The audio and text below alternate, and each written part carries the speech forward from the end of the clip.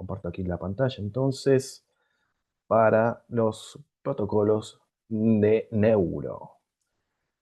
Muy bien, ahí está abriendo. Bien, vamos hacia arriba. Esto es por acá, muy bien. Vamos a ver más grande. Ahí va. Y un poquito para arriba. Muy bien. Bueno, a ver. Entonces, protocolos de neuro. A ver, lo primero que podemos decir es lo siguiente. El cerebro se compone, digamos, por un montón de estructuras, ¿no es cierto? Bueno, cada una de estas estructuras, o mejor dicho, no cada una, pero la mayoría de estas estructuras por resonancia se estudia aparte. ¿Qué quiere decir esto? Bueno, por un lado vimos el protocolo de cerebro simple, ¿no es cierto? Que era para evaluar, por ejemplo, cefaleas, stroke también habíamos visto, ACV, y alguna otra, digamos, solicitud, pero ¿qué pasa? Sin apuntar o sin, ¿cómo decirlo?, indagar demasiado, ¿no?, en otras estructuras aparte. Pero ¿qué pasa? En la práctica lo que nos suele suceder o con lo que nos encontramos es que se piden estudios de cerebro, si solamente, encéfalo, cerebro simple, lo que sea, con o sin gadolinio, no importa. ¿Mm? Pero ¿qué pasa? El diagnóstico presuntivo puede hacer de que el protocolo, ¿no?, cambie, se ajuste. No. Vamos a hablar de lo siguiente, vamos a poner un ejemplo. Podemos decir, se solicita una resonancia magnética de cerebro, y el diagnóstico presuntivo nos dice que ese cerebro, o sea, ese paciente viene a estudiarse el cerebro porque tiene mareos, por ejemplo. ¿Mm? Entonces decimos ahí, bueno, a ver, ¿hacemos un protocolo de cerebro normal, como dice la orden? La respuesta va a ser que si harías ese cerebro normal, dejarías algo sin estudiar. Vamos a decir del mareo. ¿De qué viene asociado a ese mareo? ¿Dónde puede venir ese mareo? Puede ser de las cervicales, ¿sí? O puede también ser por el oído interno. Entonces ya ahí ese protocolo va a tener un detalle aparte. Además de estudiar el cerebro, vamos a tener que estudiar esos nervios, los nerviecitos del octavo par craneal, porque si no, ese estudio está incompleto, estaría incompleto. Vamos a poner otro ejemplo. También, resonancia magnética del cerebro y el diagnóstico presuntivo, o mejor dicho, el diagnóstico, la solicitud viene por crisis convulsiva, por ejemplo. El paciente entró en crisis convulsiva y tenemos que hacer este cerebro. Va a volver la misma pregunta. ¿Haces un cerebro simple solamente? Y la respuesta va a ser que no. Ese cerebro va a tener una variable. ¿Por qué? Porque el diagnóstico presuntivo o la solicitud del estudio te está diciendo de que hay que estudiar otra cosa más. Entonces, para aplicar los protocolos de cerebro en general, bien visto el diagnóstico en el caso o el motivo de la solicitud, en el caso de que no esté, la anamnesis, o sea, decirle a este paciente por qué viene, qué le pasa, bla, bla, bla, bla, bla, decantar toda esta información y después aplicar el protocolo. Por eso, muy importante esto, consentimiento informado, por un lado, paciente ya con el consentimiento, puesto todos más o menos brevemente su historia, está operado, bla, bla, bla, y por qué viene. El diagnóstico presuntivo puede modificar el protocolo de estudio.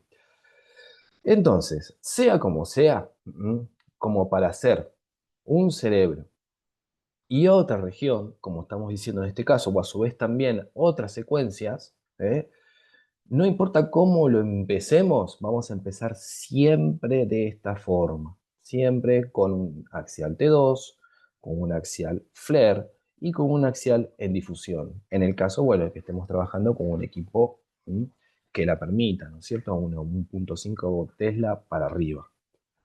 Entonces, a esto le podemos decirle protocolo base del cerebro. Pero ¿qué pasa? Este protocolo base del cerebro va a venir acompañado también de algunas otras secuencias que es lo que vamos a ver en el recorrido acá de la clase. ¿Mm? Pero siempre tener en cuenta esto. Vamos a poner otro ejemplo rápido, ¿sí? Se solicita angioresonancia magnética de vasos intracraneales. Arterial, vasos intracraneales, o los dos, por ejemplo, venosos y arteriales, ¿sí? ¿Qué vas a hacer? ¿Solamente la angio? La pregunta sería esa, y la respuesta es no. Primero, estas tres secuencias y después las angios, ¿cierto? Siempre tenés que estudiar el cerebro de algunas partes, T2, FLAIR, difusión, como base para después seguir profundizando en el estudio del encéfalo o de alguna estructura en particular. Bien, vamos a empezar. Vamos para acá ahora, pasamos aquí. En el caso de, ante un diagnóstico de pérdida de memoria, amnesia, deterioro cognitivo, se debe agregar al protocolo base del cerebro coronal T1, ¿sí? Dirigido a los hipocampos, que lo vemos acá. Hipocampo derecho e hipocampo izquierdo. Es en el caso de que el paciente refiere justamente esto, pérdida de memoria, amnesia, deterioro cognitivo, porque, ¿qué pasa? El médico va a querer observar la simetría que tiene, el tamaño que tienen los hipocampos. ¿Por qué? Porque de ahí puede venir también todas estas clínicas que están manifestando. Entonces, ese protocolo va a venir ya con una secuencia de más, producto del diagnóstico presuntivo. Entonces, para el deterioro cognitivo, TIC, coronal T1, ¿a dónde lo vas a apuntar? A los hipocampos. Vas a querer estudiarlo así, cortado a los hipocampos lo más axial posible. Por más que estemos viendo acá un coronal general, global, ¿no es cierto? Vas a querer estudiar acá, esta estructura, los hipocampos. Acá lo vemos chiquitito, lo vemos medio adelgazado, hay mucho líquido también. Podemos decir de que algo puede estar pasando. Bueno, no sé, no lo sabemos, pero tenemos que incorporarlo a ese protocolo si viene con algo de esto que vemos recién.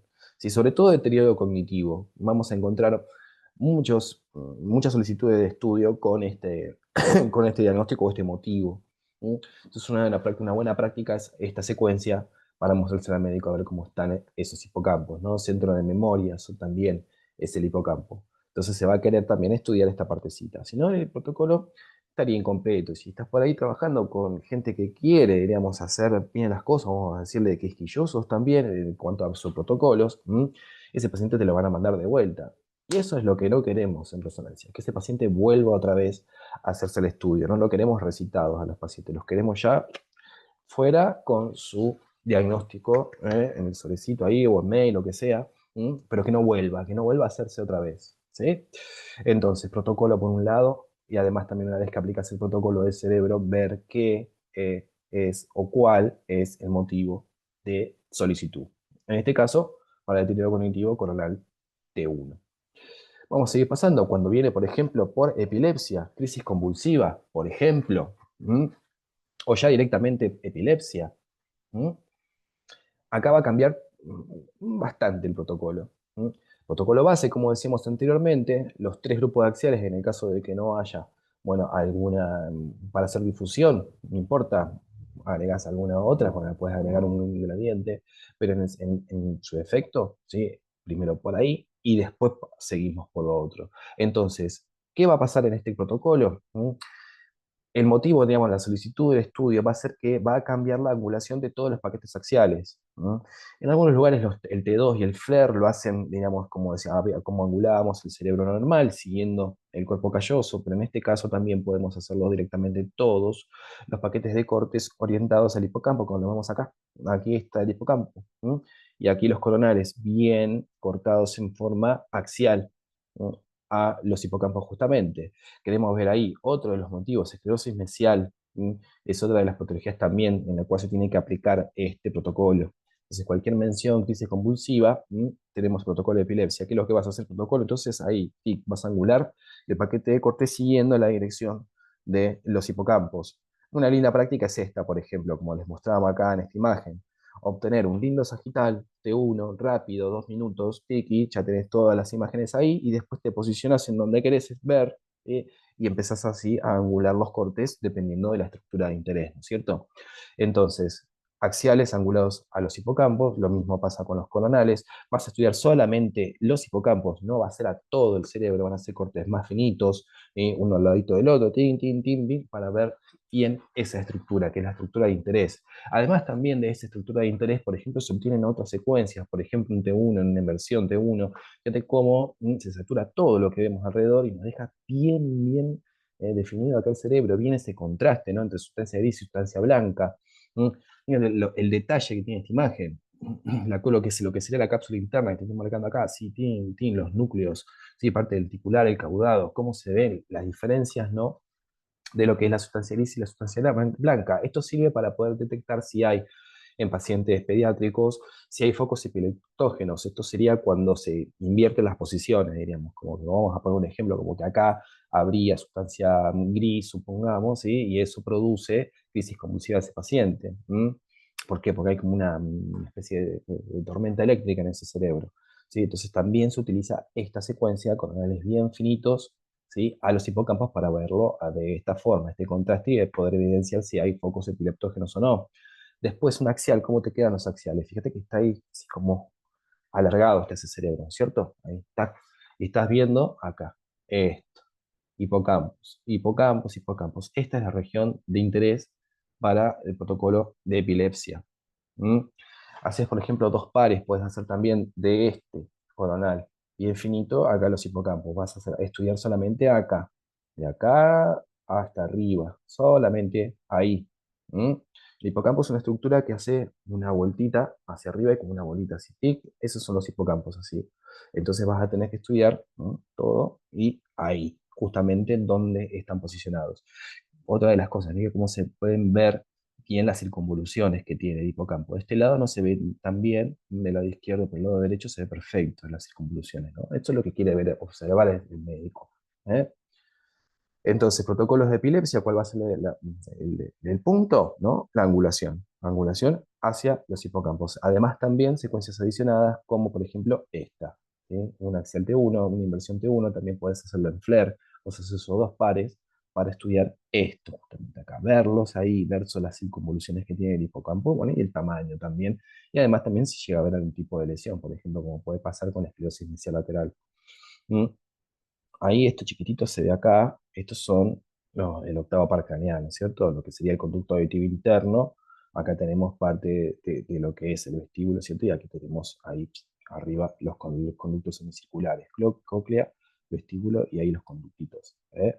Posibles anormalidades entonces en la distribución de la sustancia gris y la sustancia blanca. Otro, esclerosis múltiple también, ¿no? Esto a veces suele suceder que hay motivos de recitación porque se aplica mal el protocolo, justamente. Eh, Muchas veces lo suelen pedir los médicos, resonancia magnética de el cerebro o encéfalo, ¿sí? Abajo viene esclerosis múltiple, entonces no se ve a veces en el diagnóstico, no se ve o se omite de alguna forma, se hace un protocolo normal y ese paciente va a tener que volver. ¿Por qué? Bueno, lo que es entonces más o menos la mielina, todo lo que es esta enfermedad, esta patología del sistema inmunológico, de repente el sistema eh, empieza a atacar a la mielina, se la empieza a consumir, ¿sí? La ve como algo malo, digamos, y la ataca.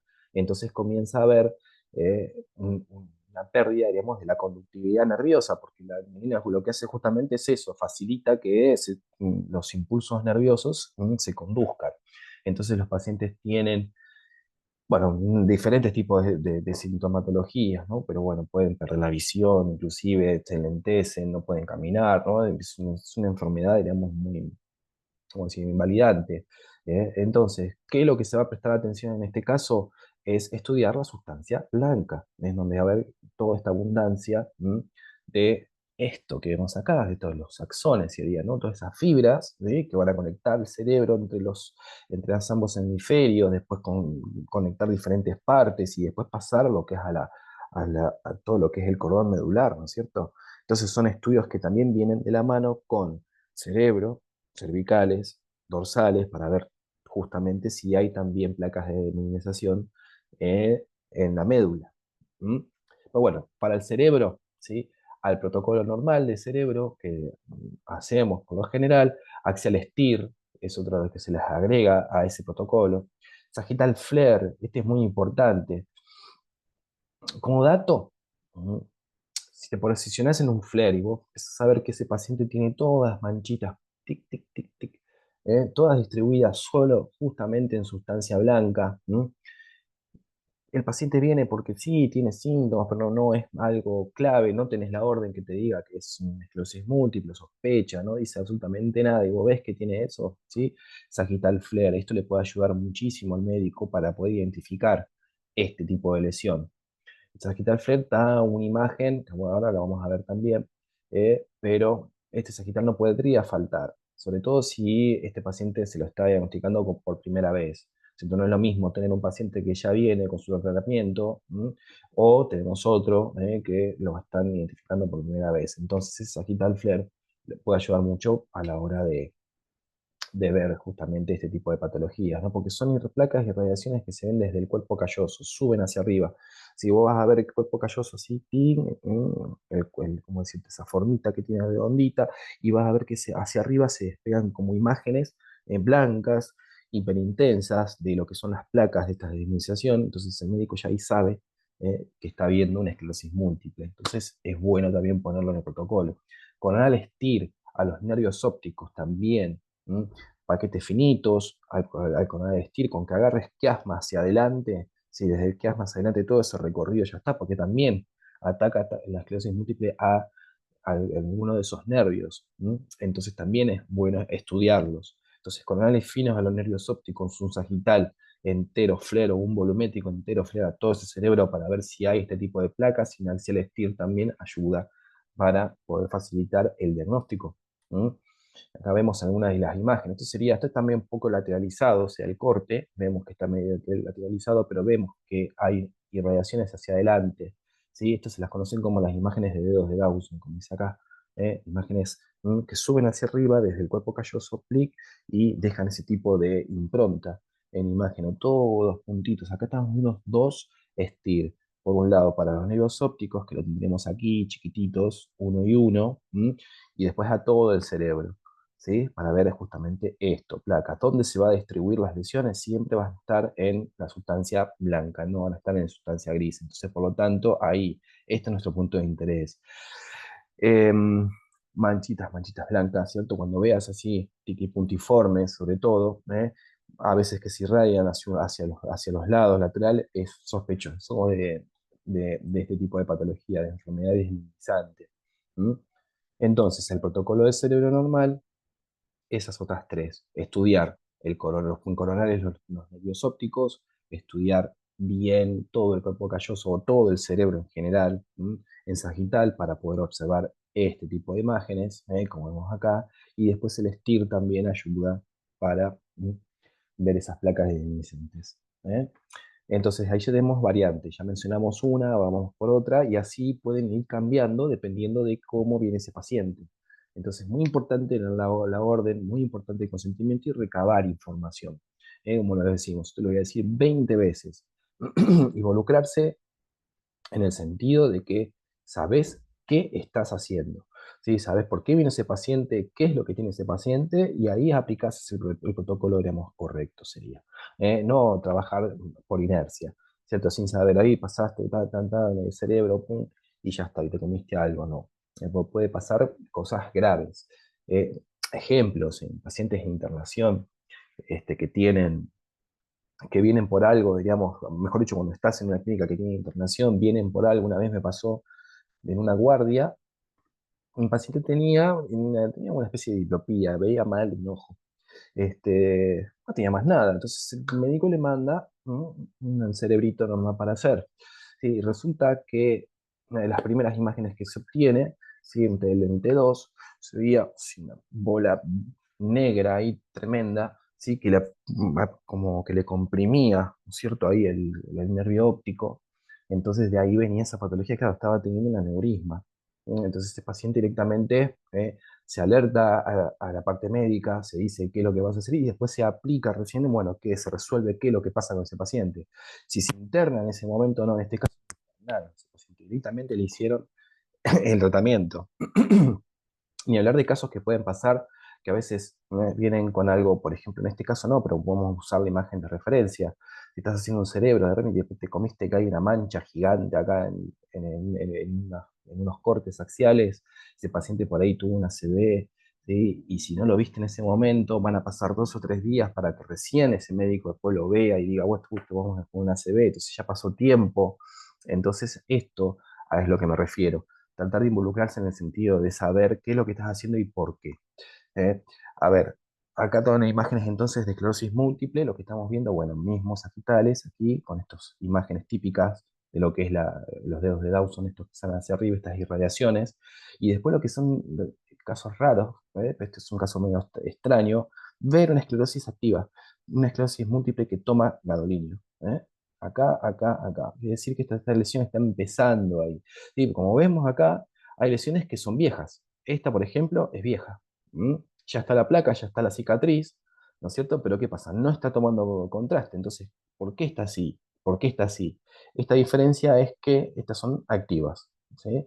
Esto es difícil de verlo, no es algo habitual, y porque ya vienen, por lo general vienen medicados los pacientes, entonces ya de alguna forma está tratada la enfermedad. En este caso, por ejemplo, está siendo activa, ¿no es cierto? Sigue evolucionando la enfermedad en este caso. Eh, ¿Qué más? A ver, pasamos entonces.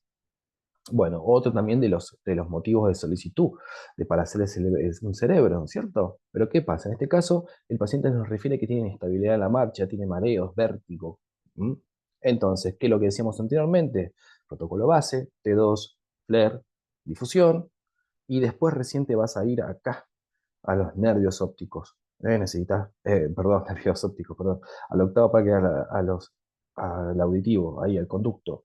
Vas a ver esto acá. Fíjate cómo se ven los nervios, cómo esta secuencia es una secuencia volumétrica, es un T2 bien pesado, fíjate, mucho líquido, ¿no es cierto? Pero después todo tiene un vacío de la señal en general. ¿Mm? Y cómo se ven y discurren los nervios acá y acá. Acá tenemos la cóclea, o sea, este es el coclear, y acá parte el vestibular, ahí, tac, los dos formando el octavo par, ¿sí? Y después lo que serían los conductos, ¿no es cierto? Ahí, tin, tin. Esto se ve hermoso. Después se puede reconstruir, se puede recortar, se puede hacer un montón de cosas con esto y dejas una cóclea hermosa ahí con todo el vestíbulo y sus conductos por un lado, hacer una especie de videojuego. Hay gente que odia hacer eso y hay gente que le gusta hacer eso, ¿sí? De hacer las reconstrucciones de las imágenes, ¿no es cierto? Pero bueno.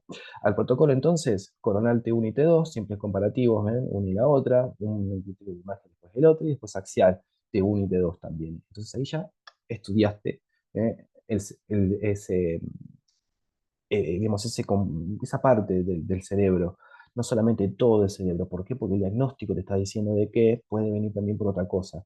No tiene que ser solamente central, puede ser periférico. ¿Sí? Ahí están las dos diferencias, uno y otro, en este caso para el oído. ¿Mm?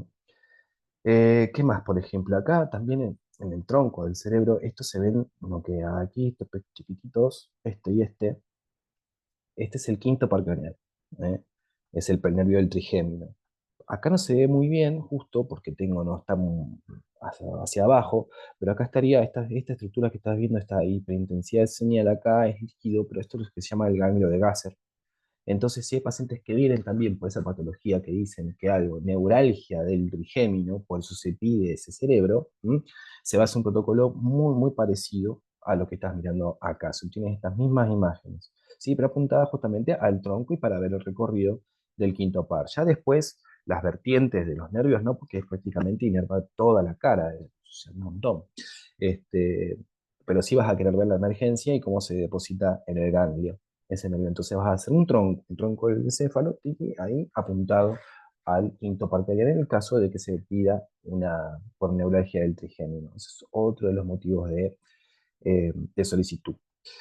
Y seguimos pasando, mira, acá se ve cómo salen ahí, tin, y ahí, ambos, y se depositan ahí, en el ganglio. Después, ¿qué más lindo para ver? Por ejemplo, ahí, esto y esto.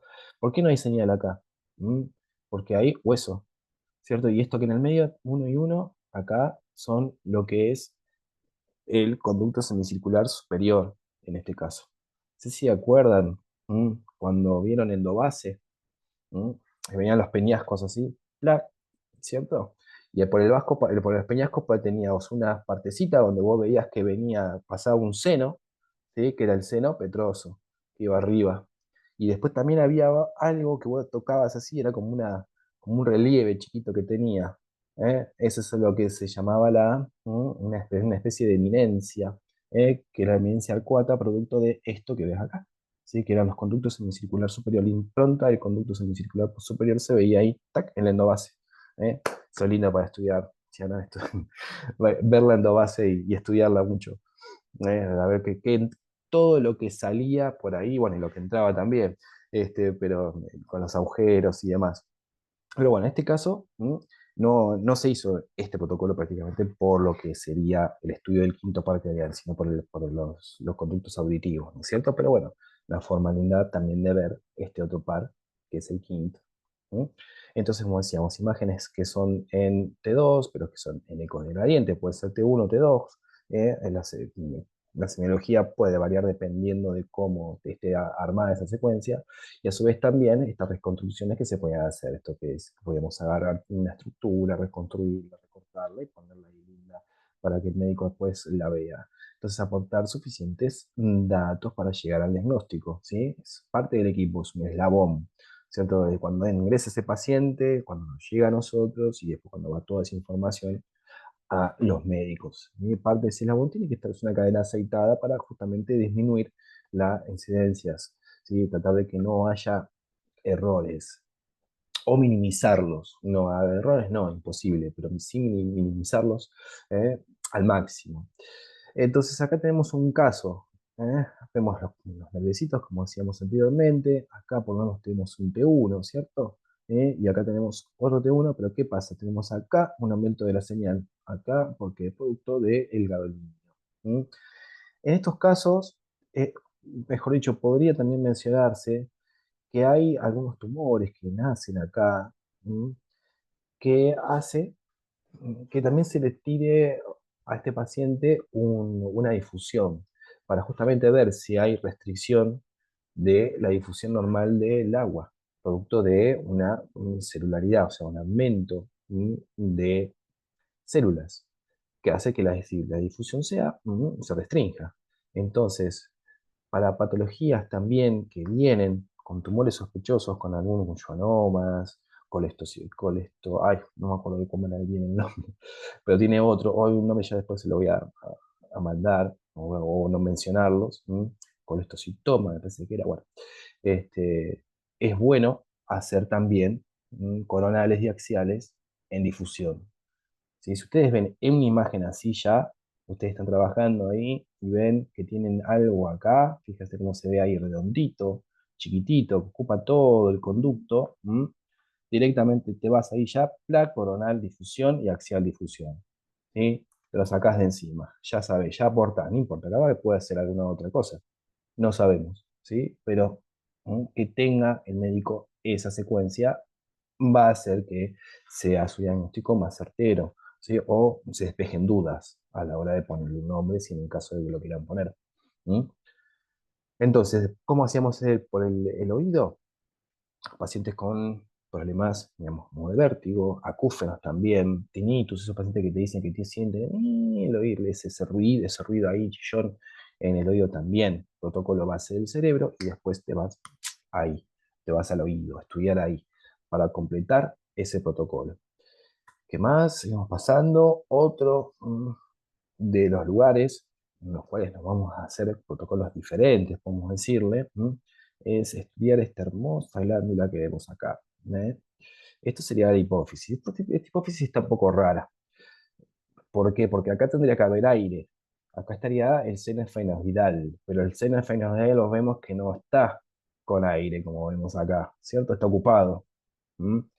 Pero bueno, acá estaría el seno, arriba de la silla turca, y acá la hipófisis, el tallo de la hipófisis, en todo caso, y acá lo que sería parte de lo que es el mesencéfalo y el tronco, ¿no es cierto? Entonces lo que queremos estudiar en este caso va a ser la glándula hipófisis. Protocolo entonces base del cerebro, tiki, y después te vas a la glándula. ¿Cómo estudias? Hospital T1, T2, T1, T2 en coronal, y después con gadolinio. En algunos lugares te podés decir, o te pueden llegar a decir, de que una hipófisis sin gadolinio no sirve para nada. O sea, el protocolo, ¿no es cierto? ¿Por qué? Porque justamente lo que tiene la glándula esta que está puesta por fuera de la barrera hematoencefálica toma gadolinio, toma contraste. ¿Mm? Eso no quiere decir que sea patológico, no, lo toma. Entonces, al tomarlo, uno en el tiempo, como dice acá, dinámico con gadolinio, ¿sí? Hace de que se pueda ver estas captaciones de gadolinio, ¿cierto? En el tiempo, que la clave empieza a captar, a captar, a captar, y después se llega un momento que se va a estabilizar esa captación. Lo que pasa cuando hay lo que se llaman estos adenomas de hipófisis o microadenomas de hipófisis, como vemos acá, microadenoma de hipófisis, ¿m? Estos no van a captar el contraste. Por eso es que dicen que no sirve. ¿Sí? Si no tiene gadolinio, no sirve el estudio. ¿Por qué? Porque si llega a haber microadenomas de hipófisis, no se puede identificarlos. No se los puede identificar. Entonces tiene que venir sí o sí con el gadolinio. Pero bueno, una correcta anamnesis facilita nuestro trabajo. ¿Por qué? Porque puede llegar indicaciones con estudios de cerebro y qué le pasa por hiperprolactinemia. O galactorrea, por ejemplo, otro de los motivos también. Sí, no, acá te voy a llegar la hipófisis. Sí, protocolo vas entonces y te vas a la hipófisis. ¿Eh? Acá estas dos, ¿por qué está dividido así? ¿Por qué tiene una señal y la otra? Esto es normal también, no es que tenga gadolinio, ¿sí? Porque está lo que es la adenohipófisis y la neurohipófisis. Cada una, teníamos, es como que es un reservorio de las hormonas, hay hormonas que tienen más contenido lípido, entonces tienen más señal. Pero no es nada más que por eso. ¿Cómo lo vas a angular? Siguiendo siempre lo que sería el asiento de la silla turca, y además también está lindo a veces angularlo con el tallo de la hipófisis. Entonces vos ves la hipófisis, el tallo, tin, y la glándula. ¿Eh? A ver si hay otro plano acá, como vemos en este caso, ¿sí? El tallo, la glándula, pero bueno, en este caso es una patología, ¿no es cierto? Vemos que hay todo un crecimiento acá rarísimo.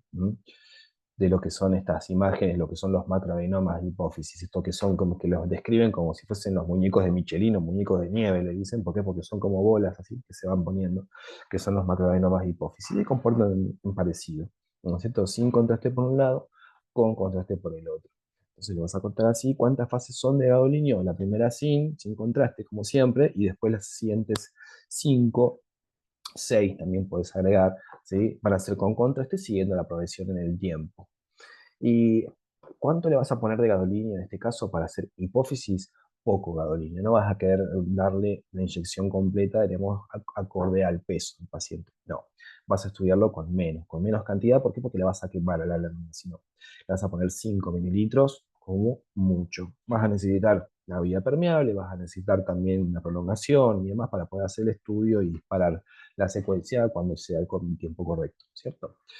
Bueno, ¿qué más? Acá para estudios para ver lo que es los nervios ópticos, acá estas dos líneas verdes, así te dicen cómo tenés que angularlo acá, vas a estudiar todo el ojito, ¿no es cierto? Además del nervio, vas a estudiar, abarcar todo el ojo. Entonces, por neuritis óptica, diplopía y demás, el protocolo del cerebro base, entonces axial T2, T2 saturado y T1, pero solamente a la órbita, solamente ahí, pac, nada más. Estudias los nervios, ¿sí? Los nervios y bueno, y todo el conjunto, ¿no es cierto? Fíjate la grasa retrocular, cómo se ve, los músculos también, cómo se ven, estos músculos que cambian en la dirección de los ojos, ¿verdad? Y después para ver un sagital, cómo queda ahí, cómo se ve el nervio y a su vez la banda. Esto es una secuencia T2 muy, muy pesada. Fíjate como decíamos antes en la clase pasada, en lo que vimos anteriormente, cómo todo te pierde señal, pero te deja solamente el líquido. ¿Sí? Todo líquido, líquido, líquido, líquido. Es un T2 muy, muy largo. Ya cuando está ese componente transversal ahí, estamos viendo solamente aquellos que quedaron ahí, que son los que tienen el líquido, que va muy lento. El resto ya alargó toda su energía, ya no lo vemos en imagen. Entonces, este, por ejemplo, es un T2, pero ¿qué pasa? Este T2 está saturado. ¿Por qué está saturado? ¿Qué vas a ir a buscar acá? Por ejemplo, grasa, no la vemos, qué sé yo acá, la grasa retrocular está hipointensa, entonces, está ahí viene de la mano con que tiene líquido hiperintenso. Ves que parece un T2, pero a su vez también no ves grasa. Entonces ahí ya está. Tenés que es un T2 con saturación de la grasa, ¿no es cierto? Entonces, sabes más sobre la secuencia 1, la T2 esta que decíamos y demás. También se suelen hacer en estos casos, además de los cortes oblicuos, estos que decíamos, estos T2 oblicuos que ves acá, el coronal anterior que decíamos para el nervio óptico, para ver si había lesiones desminimizantes. ¿Hasta dónde más o menos? Hasta acá, que sería la altura aproximada de lo que sería el quiasma óptico cuando se cruzan y después van hacia lo que es el lóbulo occipital, ¿cierto? Después, a ver, acá tenemos algunas imágenes más también de órbita. Un T1, como ves acá también todo saturado, ¿no? y además un T1 con un gadolinio, ¿cierto? Con imágenes comparativas, una y la otra, sin contraste, con contraste. Ahora, otra de las cosas lindas que tiene esta imagen es lo siguiente. ¿Por qué acá hay hiperintensidad de la señal? ¿Por qué? ¿Por qué? ¿Por qué? No debería haber hiperintensidad de la señal. Acá decía, acá sería sospechoso, decís, tiene gadolinio, capaz que captó gadolinio y tiene algún área de inflamación, ¿no es cierto? Pero no, no, no, no, no, no. Esto es un artificio de la imagen, ¿sí? Es lo que se conoce como desplazamiento químico. Cuando hay una interfaz, en este caso líquido con grasa, suelen comportarse de esta forma los límites de interfaces. Emiten señal. Para realidad no es que emiten señal, es un defecto propio de la reconstrucción de la imagen. Eso se llama desplazamiento químico. Artificio por desplazamiento químico, también acá. Uno y otro. Porque esta hiperintensidad entonces es producto de interfaz agua-líquido, agua-grasa. ¿Qué más entonces? Observen las imágenes reales de contraste, las diferencias de la señal, fíjate los músculos, cómo toman un poquito de contraste, ¿no es cierto? Ahí están bastante intensos, ¿cierto? Bueno, no mucho más. Entonces, protocolo base, después a la órbita dirigidos esos paquetes que mencionábamos, T2 saturado, T1, y en el caso de que llegue gadolinio, T1 y coronal, ambos con gadolinio, y siempre vas a necesitar otro plano sin saturar, ¿no es cierto? Que, bueno, que ya lo habías hecho anteriormente. Eso sería más o menos para terminar acá. ¿eh? Bueno, entonces, para protocolos de cerebro, muy, muy importante, el diagnóstico, la orden, no sé por qué te viene ese paciente, qué es lo que dice la orden, saberla perfectamente. Consentimiento informado por otro, ya sabes qué es lo que tiene más o menos, si hay alguno, si se puede hacer el estudio o no, y después recién ahí aplicás, lo pasás al paciente y le haces el estudio. ¿Sí? Esos pasos siempre. Dependiendo de qué o cuál es la solicitud, el protocolo te puede cambiar. Entonces, no son todos iguales. Y ahí hemos visto ya entonces algunos ejemplos y algunas variantes para estudiar el sistema nervioso o el cerebro en general, ¿no es cierto? Todo ese conjuntito, ¿verdad? Bueno, esto es por la clase de hoy, ya estamos. La clase que viene vamos a hacer lo que sería manejos del paciente. Vamos a hacer algo parecido a lo que veníamos haciendo ahora. ¿Qué fecha es el final? Faltan 4 clases, 5. 5 sumamos un mes, 17 del 11 aproximadamente, 20 y pico del 11 por ahí. Ya después vea, mando bien la fecha para que ya vayan queriendo. Pero son 12 clases más una. Así que tenemos que agregarle ahí un mes y una semanita más. Eh, Falta todavía, así que tranqui, va a haber otro modelo también de exámenes como lo hicimos esto anteriormente, que hicimos un modelito. Así que bueno, relajarse con tiempo, que va a venir. Así que bueno, chicos, nada, los despido por ahora, no, por favor, Camila. Nos vemos entonces el miércoles que viene. Que tengan ahí buen fin de semana, demás, saludos. Bien, y bueno, cualquier cosita me escriben. ¿m? Bueno, los despido, chicos, que estén muy, pero muy bien.